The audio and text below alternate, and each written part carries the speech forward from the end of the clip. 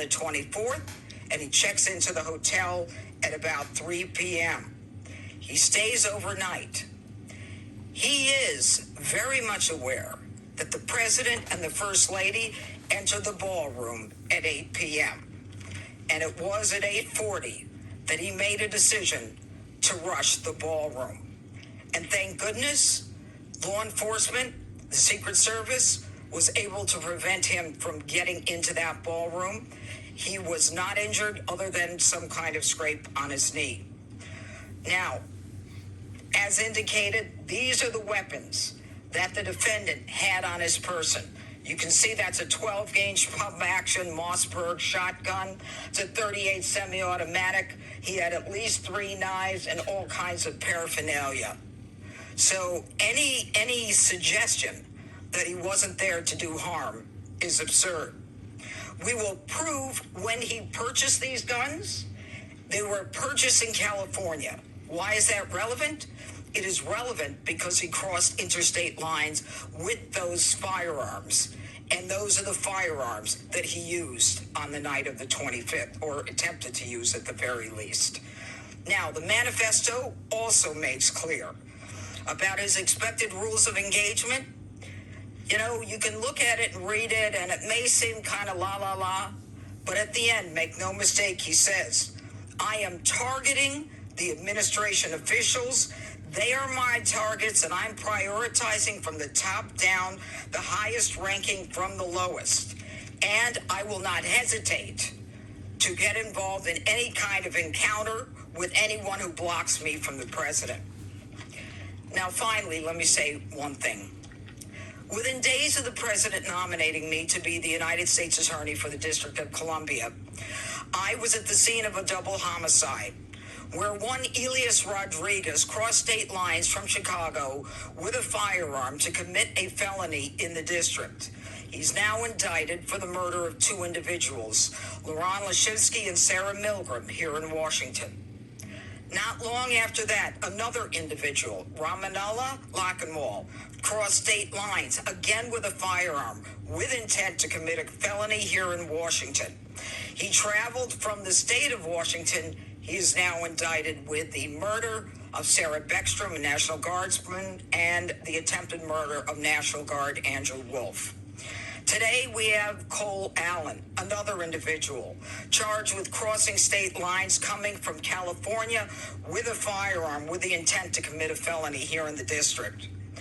Let this be a message to anyone who thinks that Washington, D.C. is the place to act out political violence. And if you are willing to do so with a firearm and cross state lines, we will find you. We will track your steps from the inception of your plan, and we will prosecute you to the fullest extent of the law. Washington, D.C. is not the place to travel to commit acts of violence. The Constitution and the laws of the United States permit us to register our views through our voices and our votes. What they don't permit is making your views known through violence, especially violence directed at the President of the United States. This is anti-democratic at its core. Thank you, Judge. Excuse me. Thank you, General. This one hits a little differently. We were all there. Many of you were there. Many of you watching were there as well. The president was there. The vice president was there. The cabinet was there. And what you saw, described by the general and the U.S. attorney, is absolutely true. The president spoke on late Saturday evening with a message of unity and a backing of law enforcement, and we have followed through on that message of unity and the effectuation of law enforcement across this country. This FBI is grateful to the United States Secret Service, the Department of Homeland Security, and our interagency partners, including the Metropolitan Police Department, for swiftly jumping into action. All of us on there put us in a unique position, but all of us also acted uniquely. The Washington Field Office jumped into action immediately, sending a mobile command center to the scene, along with our evidence response technicians, who showed up in speedy fashion to make sure we could collect the evidence that the prosecutors and the department needed to make this announcement today. Also on scene, you were told about the brave heroics of the United States Secret Service and other members of law enforcement. And that should be celebrated by every single American. They did exactly what they were trained to do. They stopped a massive attack from becoming even worse. They stood in the way, they safeguarded America, and they should be nothing but applauded for their bravery and their dedication to their mission and their selfless sacrifice to this country. The FBI, along with standing up mobile command units, evidence tech response team, and Washington SWAT on scene, also established our NC3, our National Crisis Coordination Center, almost immediately. And almost immediately in parallel, we stood up our command center at the Washington Field Office under ADIC Darren Cox's leadership. Throughout the evening, we immediately began working with our Department of Justice partners to find the evidence necessary to effectuate the legal process necessary and enter into the suspect's room at the Washington Hilton successfully and lawfully and obtain the relevant evidence for exploitation. That was on scene. Back at the headquarters division and the Washington Field Office, we were coordinating a national scale investigation that literally spanned from coast to coast. As you heard, FBI agents along with the interagency were immediately dispatched to the suspect's home in California, where we conducted interviews that provided critical information about this horrific attack. We also dispatched investigators and agents to New London, Connecticut, where we conducted further interviews that provided necessary information that you will find in this criminal complaint, as the United States Attorney has just laid out. While officers were working diligently through the night to conduct those interviews, we were also conducting interviews of witnesses on scene.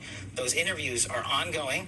As you know, there was almost 2,000 people there. We are sifting through and prioritizing who to talk to, and we will get to each and every one of you with any bit of relevant information. Again, we ask everybody who has any relevant information, like I did on Saturday night with the president, 1-800-CALL-FBI. Any piece of information is information we want to have and must receive. On top of the on-scene response by this FBI, the headquarters response, and the Washington Field Office response, the FBI flipped on its enterprise-wide response to this critical incident. What does that mean? We dispatched fixed-wing assets across the country so that we could immediately transport evidence that was acquired in California and Connecticut and sent it to our laboratories in Quantico for analysis. We collected the shell casings on scene, including the firearms and the weapons that the judge talked about. Those were also sent to our Quantico laboratories for immediate analysis. America should be proud that this FBI acted with the urgency that was needed for the moment that we had to answer. The president rightly said that we will act in a unified fashion, and it's because of President Trump's leadership and backing of the blue, every single person in law enforcement that I stood with into the late evening hours on Saturday, early evening hours on Sunday, and all day yesterday and today are thrilled to wear the badge and defend this country. Each and every one of them deserves our thanks, and I encourage everyone listening to go out there and shake the hand of a federal agent or police officer and say thank you for doing their job. Thank you for training endlessly to make sure they meet the mission requirements.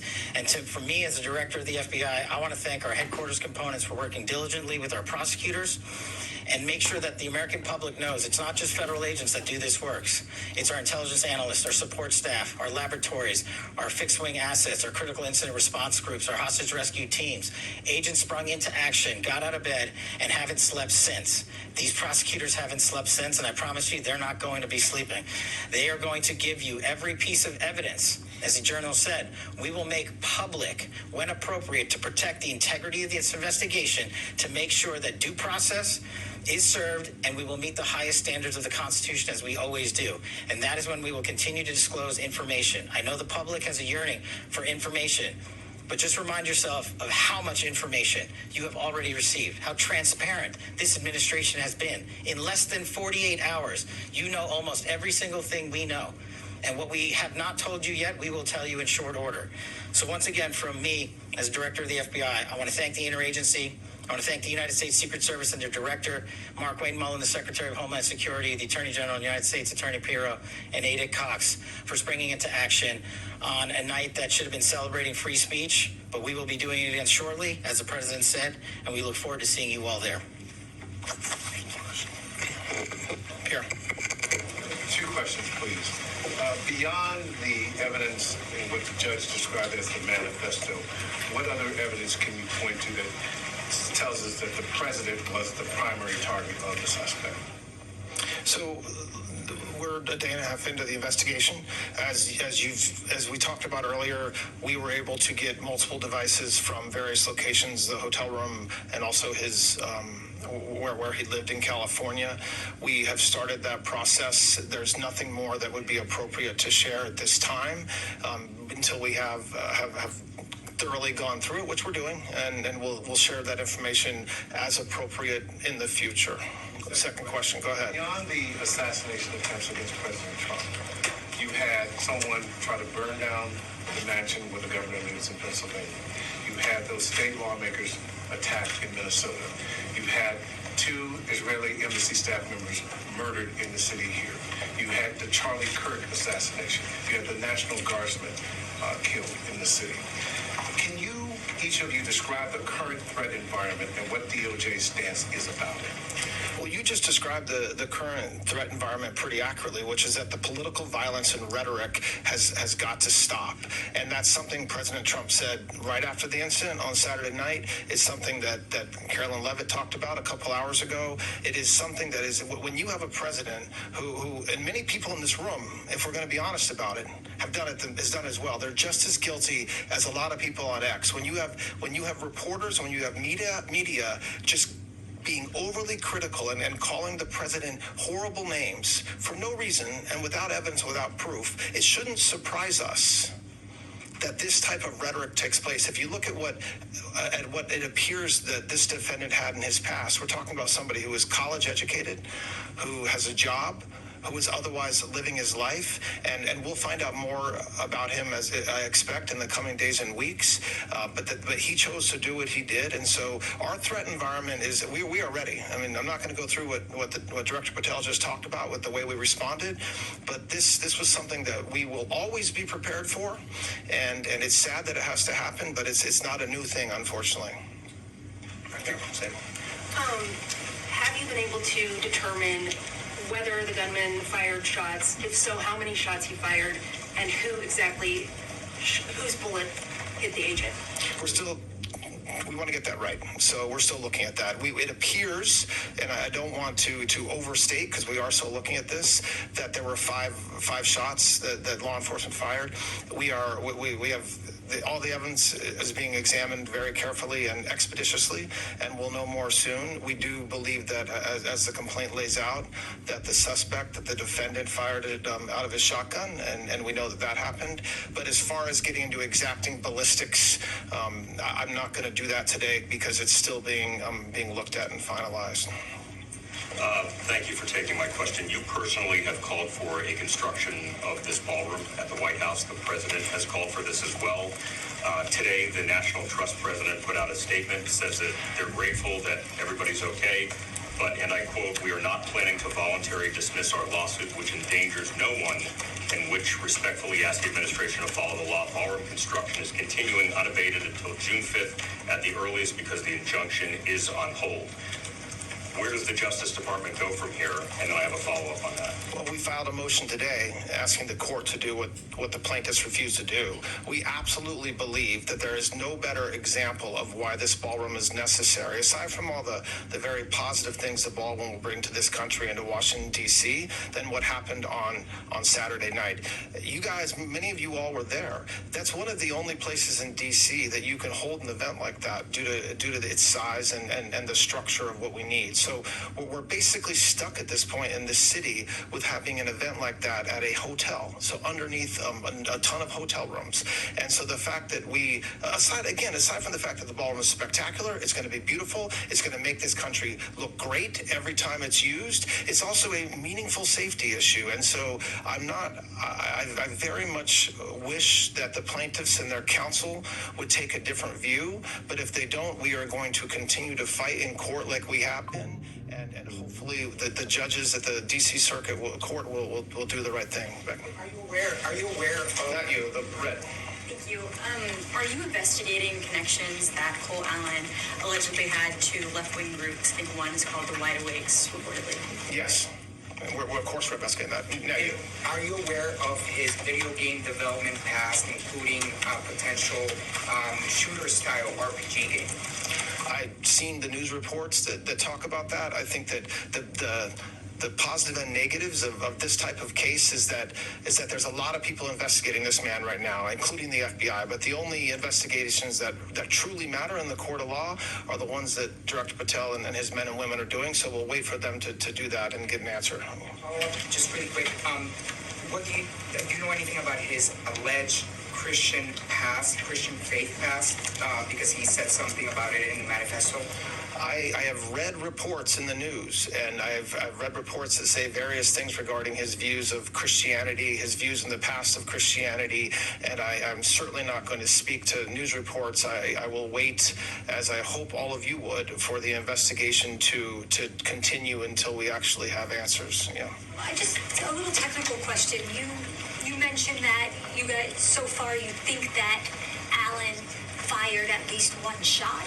That doesn't say that in the affidavit yet, so I'm just curious if you can explain the discharging of weapon charge at this point. Well, he's charged with violating 924C, discharge of a firearm during a crime of violence. So by definition, that charge means that it was discharged. I can tell you from what I know, with the understanding that we're a day and a half in, that this is a gun that he discharged. And as those of us that have ever shot one of these know, what happens when you shoot that is the casing stays inside the firearm, and then if you reload it, it pops it out. My understanding is that it was inside the firearm, but hadn't been ejected, which means that it hadn't been pulled back again. But again, I want folks to understand, I'm the acting attorney general. I'm not on the ground doing the investigation, so I'm telling you what I've been told, and we'll, if that information changes, I'm sure that we'll let you know. Yeah. Just want to ask you about this letter that you posted yesterday that's sent from Brett Shimmy to the plaintiffs in that lawsuit. It says that the Washington Hilton is, quote, demonstrably unsafe for the President of the United States. It said that with the ballroom, that Trump will no longer need to venture beyond the safety of the White House perimeter. Just engaging with those lines, was there an assessment in advance of the dinner that the Hilton was demonstrably unsafe? And if so, why was President Trump allowed to attend it? And then separately, just the idea that by building the ballroom, that President Trump wouldn't need to go outside of the confines of the White House. I mean, is that something that the American people, should find acceptable, that the president would have to be, for major events, confined to the White House? It seems like kind of a castle situation. That is obviously not what he means by that. And the fact that question comes with respect to President Trump is laughable in the extreme. I mean, laughable in the extreme. You have a president who willingly speaks with you guys multiple times a day, I would say 7 days a week. He is active all over the country. I think with that, keeping it to the four corners of that statement, when he says demonstrably, it's demonstrated by what happened on Saturday night. So that doesn't mean that the Secret Service would ever let the president go into an unsafe environment. I know that the director of the Secret Service will be focused on making sure that we always keep him safe. And by the way, as we said before, and as anybody that was in that room knows, we were safe. We were safe. We heard a lot of loud noises that at the time many of us thought could be guns going off. It was mostly plates falling because of the staff, understandably, were running. So my reaction to that is I'll leave anything with respect to security up to the great men and women of the Secret Service. But when we talk about having an environment like the ballroom, it's an environment like what you saw last night. So an environment where you have a unique blend of cabinet members, leadership of this country, leadership of Congress, reporters and members of the public coming together for an event like that. That's different than other public-facing situations, which I have no doubt President Trump will continue to do as he said he would on Saturday night. Yeah. Thank you. Is there, for FBI Director Patel, is there any other credible threats at this time related to events in the city, including King Charles, and then separately, the manifesto, I don't really want to give too much weight to this, did mention your name in it as someone that they maybe were not targeting. Do you want to kind of elaborate on that, and then also the political motivations there? As to the latter, no. As to the former, the FBI and the interagency is constantly evaluating intelligence provided to us by interagency collection methods. Our partners in the federal and state and local levels, we are constantly relaying that information to the White House, to the Attorney General, to the United States Attorney, specifically here in D.C. And we will always assess each piece of intelligence and base it on the credibility that it was received received and give it the due weight that it has. But as the U.S. Attorney has stated, and as President Trump's task force for Washington, D.C. has shown, we have reduced crime in this city by historic levels, and we will continue to do so. We will continue to safeguard the men and women that call Washington, D.C. their home. All right, just a couple more. Attorney General, in paragraph 14 of the complaint today, it says that the suspect fell, and you said that he was tackled. I just want to see if we can try to make sure we understand. Well, I think that both can be true. Yeah. And I would rely on the complaint because that was sworn to by an agent and not by the words out of the acting attorney general, who most certainly was not there. But I think both can be true. But the U.S. attorney yesterday also mentioned that one of the charges possibly would be for assault on an officer, and I noticed today it's a different charge. Is this because you've determined that what he shot didn't actually strike the officer?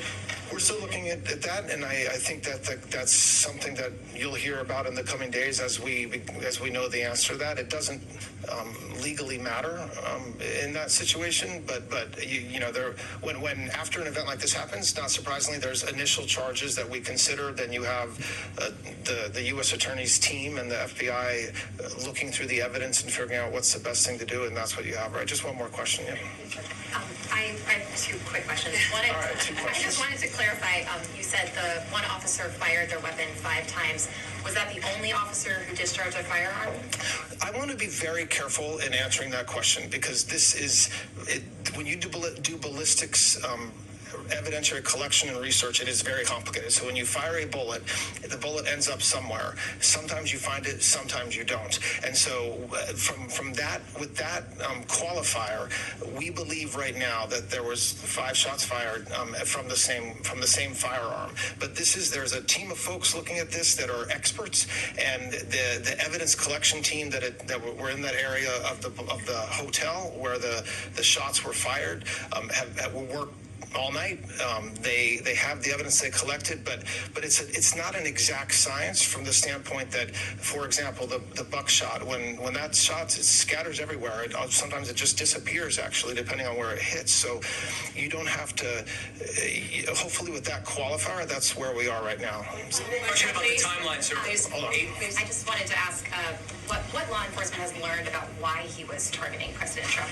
Do you guys believe he was upset about a certain policy or decision by the president? The complaint lays out what I think is described as a manifesto, which is something that he's allegedly sent to many folks, his family. That's what we have so far as his motivation. As the U.S. Attorney said a few minutes ago, what is clear from the complaint and from what we have so far is he was targeting President Trump. He described that in his manifesto. He was targeting administration officials. He described that. But as far as us understanding additional motivation, that's for the FBI and law enforcement. All right, thanks a lot, guys. I appreciate it. Thank you. The Amtrak security measures, will there be any announcement about Amtrak security? We've just been listening to a news conference there at the Department of Justice.